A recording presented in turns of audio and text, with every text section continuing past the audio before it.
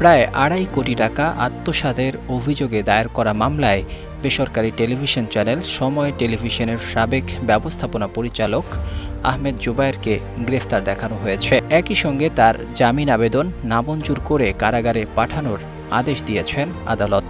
সোমবার ৩ আগস্ট ঢাকার metropolitan magistrate Israt জাহানের আদালতে তাকে হাজির করা হয়। উভয় পক্ষের শুনানি শেষে আদালত তাকে এ মামলায় গ্রেফতার দেখিয়ে জামিন আবেদন নামঞ্জুর করেন। আসামিপক্ষের আইনজীবী ফরহাদ হোসেন নিয়ন এ তথ্য নিশ্চিত করেছেন। এদিকে মামলার তদন্তকারী কর্মকর্তা তাকে এজাহারভুক্ত আসামি হিসেবে গ্রেফতার দেখানোর আবেদন করেন। আসামিপক্ষের আইনজীবী ফরহাদ হোসেন নিয়ন গ্রেফতার দেখানোর আবেদনের বিরোধিতা করে শুনানি করেন। অপরদিকে বাদীপক্ষের আইনজীবী গ্রেফতার দেখানোর আবেদনের পক্ষে যুক্তি উপস্থাপন করেন।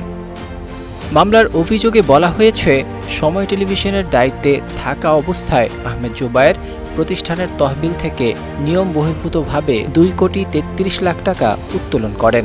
পরে তাকে দায়িত্ব থেকে অব্যাহতি দেয়া হলে প্রতিষ্ঠানের দেয়া ২টি গাড়ি এবং উত্তোলিত অর্থ ফেরত দিতে বলা হয়। তবে তিনি তা ফেরত দিতে অস্বীকৃতি জানান বলে অভিযোগে উল্লেখ করা হয়েছে।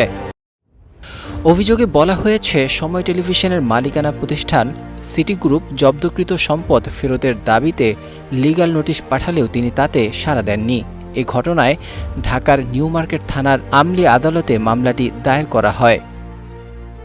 এর আগে গত ১৮ জুন প্রতারণা ও জালিয়াতির অভিযোগে দায়ের করা অপর একটি মামলায় আত্মসমর্পণ করে জামিন আবেদন করেছিলেন আহমেদ জুবায়ের।